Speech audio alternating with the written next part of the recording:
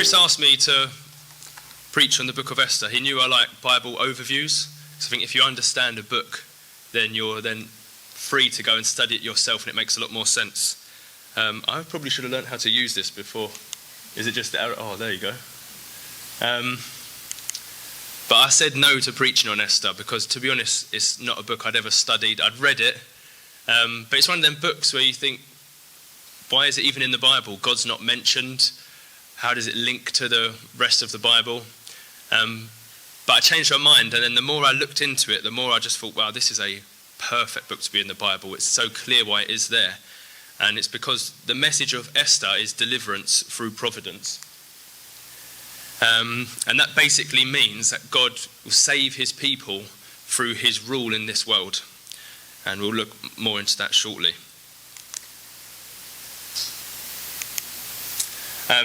There are 5 main characters in the book of Esther. Number 1 is Esther. Her Hebrew name is Hadassah.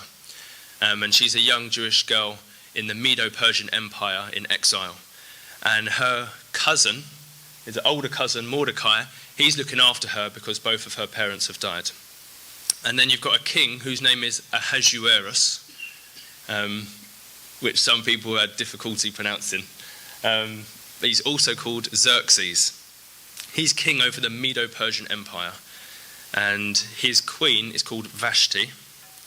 And the villain in the story is called Haman. And he plots to kill all of the Jews in the Medo-Persian Empire. Esther chapter 1, verses 1 to 4.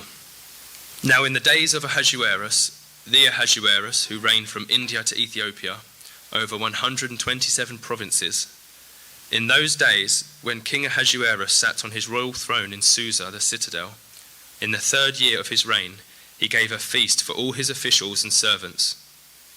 The army of Persia and Media and the nobles and governors of the provinces were before him, while he showed the riches of his royal glory and the splendor and pomp of his greatness for many days, 180 days.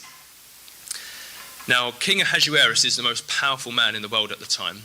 His kingdom, his empire, spans all the way from Ethiopia to India.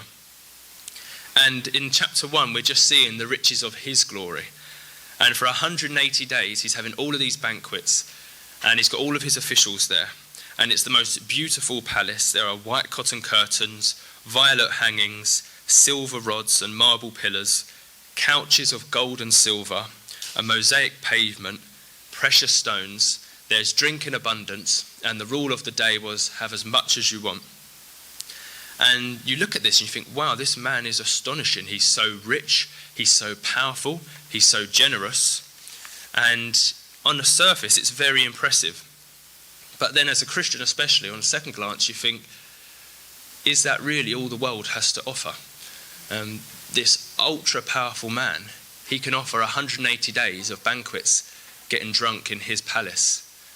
And then when you compare that to all that we're given not just 180 days, but an eternity in a perfect world with the King of the whole universe, having peace and joy and righteousness in the Holy Spirit forever and ever. And to me, I just thought the world has nothing to offer in comparison to the riches of God's glory. And then in chapter 1, verse 12, we read, but Queen Vashti refused to come at the king's command. And now the king was loving all these banquets, and he thought, now it'd be perfect if my wife came in her royal crown and just showed off her beauty to everyone. But for whatever reason, she refused. And the king is so angry, he's furious, and he goes to his wise men, who we'll see are really not that wise. And he says, what should I do? And they say that Vashti has wronged not just you, but the whole empire. And now women all around the empire are going to rebel against their husbands. They had a great foresight, these wise men. And so they decide on a royal order. Vashti can never again come before the king. She is to be replaced, and every man is the master of his household. And this was just such a reminder that the kings of this world are really not that wise and not that powerful. And he didn't even have a good home life. But when you think that he's relying on all these wise men who are really not that wise, and then you compare him to our king, who is eternally wise. He always knows what to do. He sees the end from the beginning. And there's just no comparison, really. And our King as well has one bride who he is faithful to forever and loves forever. There's just no comparison. Esther chapter 2, verses 2 to 4. Let beautiful young virgins be sought out for the king, and let the king appoint officers in all the provinces of his kingdom to gather all the beautiful young virgins to the harem in Susa the citadel, under custody of Hegai, the king's eunuch, who is in charge of the women.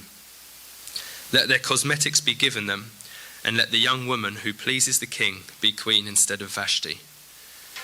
And now this is the context of a Bible story. And you just think, wow, this is such a sinful, wicked context. But that's the context that God is willing to enter in to save for himself a people. And what's going to happen is all of these young girls from around the whole empire are going to come and spend one night with the king. And then after that, they'll just be concubines essentially, and most of them will be forgotten. And based on that one night, he will choose who he wants to be queen. Now, this is no godly man, but God is willing to work in situations like this for our good and for our benefit and for his glory. And yes, he is holy and altogether other from us, but he's more than happy to cross that divide and enter into our situation to come and save us. And we spoke earlier of God's providence. God's providence is at work all the time in all situations. And by providence, we mean his governance of the world, his rule and reign, his direction of all things.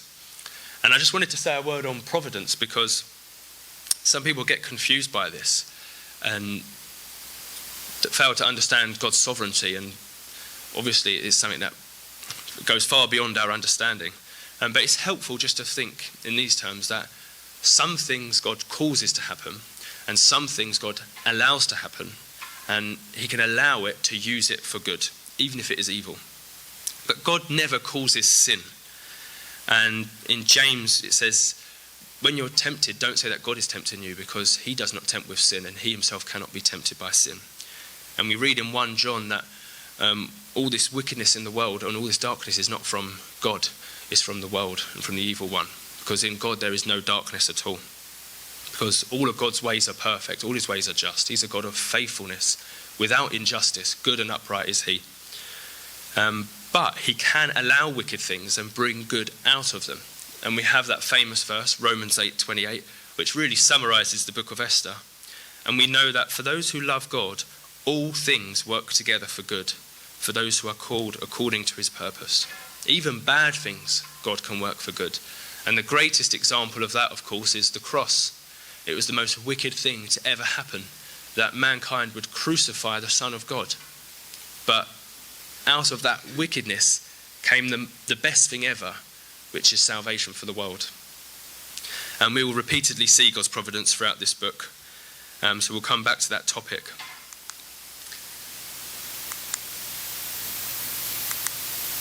Esther 2, verse 17. The king loved Esther more than all the women, and she won grace and favour in his sight more than all the virgins, so that he set the royal crown on her head and made her queen instead of Vashti. So despite this sinful situation, God is at work to take a girl from amongst his people, the Jews, and elevate her to become queen over the Medo-Persian Empire. And that was no accident. That was a God incident, because we'll see later on that it's essential that she's in that position so that she can make a difference. But even though God is always at work in the book of Esther, he is never mentioned. But his hand is seen everywhere. And that's such a good reminder for our lives. Sometimes we wonder, where is God? What is he doing in my life? I don't feel like he's near. I can't see him at work. But it's often in hindsight we look back and see God was at work everywhere. And that's what happens. You get to the end of Esther and, spoiler, the people are completely saved. But you look back and you think, oh wow, all of these things, it was leading up to that purpose. And God is always there, whether we see him or not. And he's always working. Esther chapter 3, verses 1 to 6. After these things, King Ahasuerus promoted Haman the Agagite, the son of Hammedatha, and advanced him and set his throne above all the officials who were with him. And all the king's servants who were at the king's gate bowed down and paid homage to Haman, for the king had so commanded concerning him. But Mordecai did not bow down or pay homage. Then the king's servants who were at the king's gate said to Mordecai, "Why do you transgress the king's command?" And when they spoke to him day after day, and he would not listen to them, they told Haman in order to see whether Mordecai's words would stand, for he had told them that he was a Jew. And when Haman saw that Mordecai did not bow down or pay homage to him, Haman was filled with fury, but he disdained to lay hands on Mordecai alone. So as they had made known to him the people of Mordecai, Haman sought to destroy all the Jews, the people of Mordecai, throughout the whole kingdom of Ahasuerus. And now if you read 1 Samuel 15, you see that Saul, who is the king of Israel, and he's from the tribe of Benjamin, he is told to kill all of the Amalekites. And the king of the Amalekites at that time was a man called Agag. And Saul is disobedient. He doesn't kill all of them, and he actually spares Agag. And then God sends the prophet Samuel to rebuke Saul for his disobedience. And it's the prophet Samuel who kings King Agag. And all this time later, now we've got a descendant from the Agagites, this Haman, who wants to destroy Mordecai and all the Jews, and Mordecai's from the tribe of Benjamin. No wonder Mordecai doesn't want to bow down to him. But this was just such a good reminder that if Saul and the Israelites had been completely obedient and completely destroyed all of the Amalekites, they would now not be at risk of genocide. And this is such a good reminder that sin leads to death. And even little sins can have great ramifications.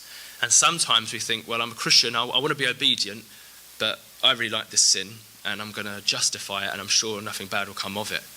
But if you give Satan an inch, he will take a mile. So this is a deadly serious thing to remember, that do not allow sin to have any hold in your life. Be absolutely ruthless. Just as the Israelites were to destroy all the Amalekites, we are to completely and utterly destroy all sin in our life. So let's learn from Saul's mistake. Esther chapter 4, verses 14 to 16. For if you keep silent at this time, relief and deliverance will rise for the Jews from another place, but you and your father's house will perish. And who knows whether you have not come to the kingdom for such a time as this?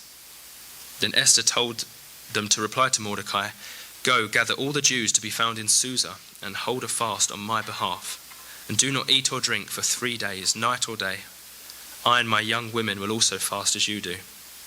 Then I will go to the king, though it is against the law, and if I perish, I perish."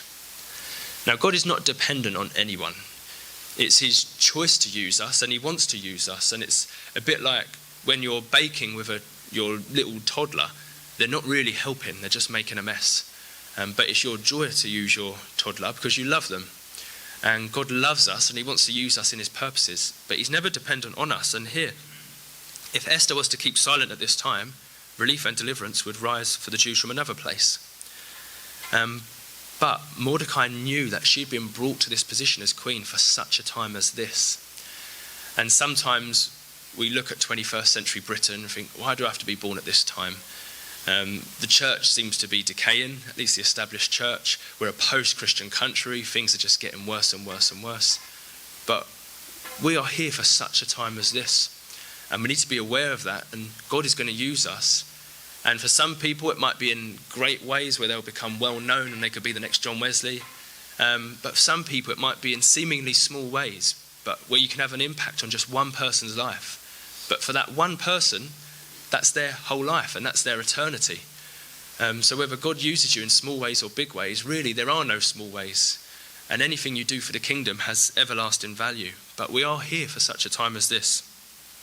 But we need to get to the point where, like Esther, we say, if I perish, I perish. We need to get to the point where we've died to ourselves, where we don't love the things of this world. We consider our life of no value because God's kingdom is eternal and his kingdom should be first. And if we seek his kingdom first, God will sort out everything else.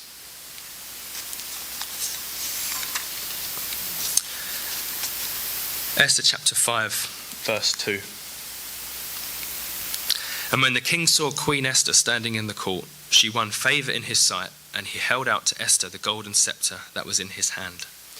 Now it was unlawful for anyone, even the queen, to approach the king uninvited. So she was really risking her life by going to speak to the king.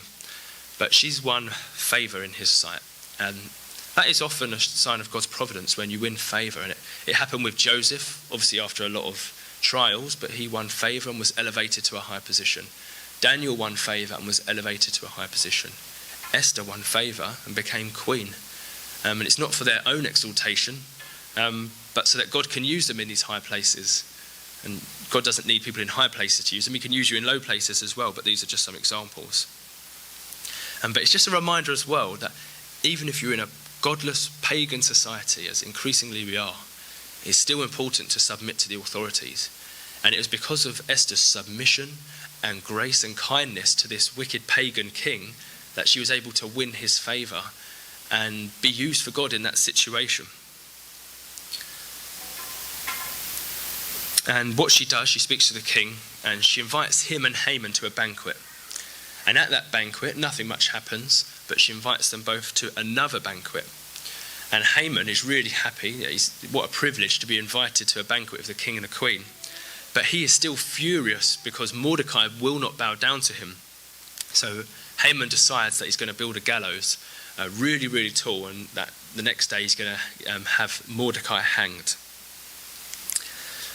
But Esther 6 verse 1-2, on that night the king could not sleep, and he gave orders to bring the book of memorable deeds, the Chronicles, and they were read before the king. And it was found written how Mordecai had told about Bigthana and Teresh, two of the king's eunuchs, who guarded the threshold, and who had sought to lay hands on King Ahasuerus. Here we really see God's providence at work, probably more than in any other chapter in Esther. The king could not sleep, number one. That was no accident. He decides he wants to read the Chronicles, and it just so happens that he ends up reading the part about Mordecai. And you read at the beginning of Esther that Mordecai had exposed a plot of assassination against the king. But he was never rewarded or acknowledged at that time. But now the king decides, all this time later, to honour Mordecai. And then it just so happens that Haman turns up in the morning because he wants to talk to the king about having Mordecai hanged. And the king sees Haman and says to him, what should I do for the man I want to honour? And Haman's thinking, oh great, who else could that be but me? What you should do, king, is put on him royal robes, put him on a royal horse, give him a royal crown, and have him paraded around the square and honoured by everyone. So the king says to Haman, great idea, go and do that for Mordecai. And it's not often you think of the Bible as a funny book, but when I read that, I was just laughing to myself, how ironic that the man who wants to kill Mordecai now has to parade him around the square so that he can be honoured by everyone. That's clearly an example of God's providence. Esther 6 verse 13. Haman's wife Zeresh said to him, if Mordecai, before whom you have begun to fall, is of the Jewish people, you will not overcome him, but will surely fall before him. This is the only prophecy in the book of Esther. And it's just a reminder that God is the defender of his people. And we read over and over again how God saves the Israelites in the Old Testament, and we see that they're saved from the Egyptians, they're saved from the Amalekites, they're saved from the Assyrians, they're saved from the Babylonians, and in more recent times they were saved from Nazi Germany. And this is true for the church as well, of course. Matthew 16 verse 18, Jesus says, you are Peter, and on this rock I will build my church, and the gates of hell shall not prevail against it. And this is just an encouragement that even if we face temporary losses, overall we're on the winning side. And if you don't believe that, read the book of Revelation, and we're going to face so many losses temporarily, but we are on the winning side. And there is always hope, because our King is the eternal King over the whole universe. He's always at work. He will never let his church fail, but we will win, and the gates of hell shall not prevail against us. And definitely Haman could not prevail. Esther 7 verses 4-6. We have been sold, I and my people, to be destroyed, to be killed, and to be annihilated. If we had been sold merely as slaves, men and women, I would have been silent, for our affliction is not to be compared with the loss to the king. Then King Ahasuerus said to Queen Esther, "Who is he and where is he who has dared to do this?" And Esther said, "A foe and enemy, this wicked Haman." Then Haman was terrified before the king and the queen. The prophecy in the previous chapter has already been fulfilled. Very quick fulfillment. Haman's downfall has now come straight away. And because Esther was willing to step out in faith, even risking her whole life, now it looks as if her people could potentially be saved. And Haman begs Esther to spare his life. But mercy is not appropriate in this situation. And it just so happens that there's a gallows that has been prepared, so now Haman can be executed straight away. Esther chapter 8, verse 3. Then Esther spoke again to the king. She fell at his feet and wept and pleaded with him to avert the evil plan of Haman the Agagite and the plot that he had devised against the Jews. Now, just because Haman was dead, it didn't mean the Jews were now safe, because a decree had been made that the people can go and annihilate the Jews. And in those days, it was not possible to reverse a decree because it would make the king look foolish, but they were supposed to be almost godlike. They can't make mistakes. But we see here that Esther is a type of Christ. She is interceding for the people of God. She is royalty. She's willing to forsake everything to save her people. And that just so clearly speaks of Jesus, who was willing to leave the throne of heaven to come and save his people. He was willing to face death so that other people may not die. And in Hebrews we read that he always lives to make intercession on our behalf. But since this decree could not be overturned, they decide to make a counter decree. So yes, the people can still go and annihilate the Jews, but anyone who tries to do that can also be annihilated. So it kind of cancelled it out without cancelling it out. So there were still attacks on the Jews, but overall they were saved completely and protected, and the Jews were able to destroy all of their enemies, protect themselves. Esther 9, verses 20 to 22.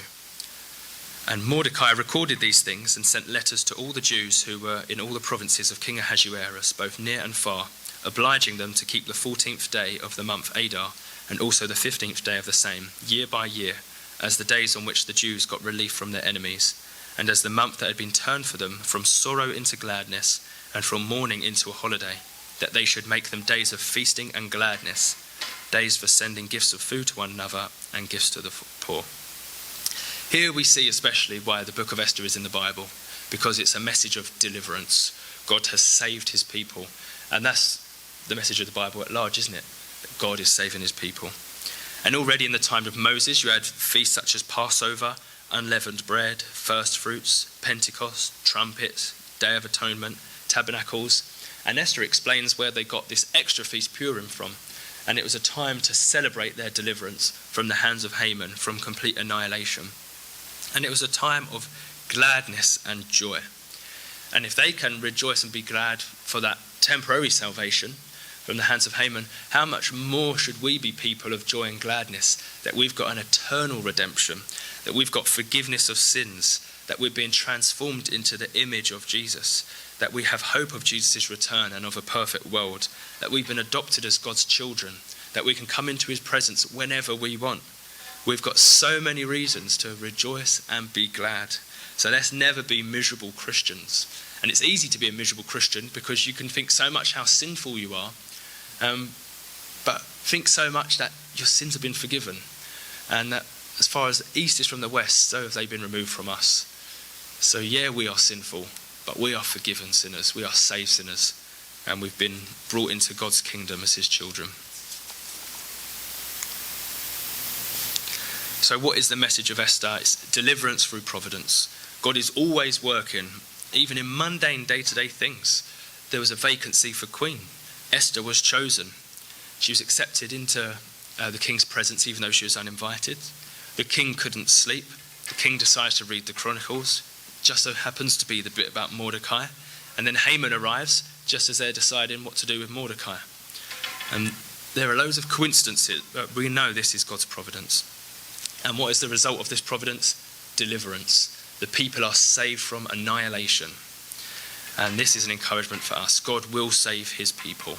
In this life, he can save us and preserve us through various trials, but ultimately, he saves us from eternal death.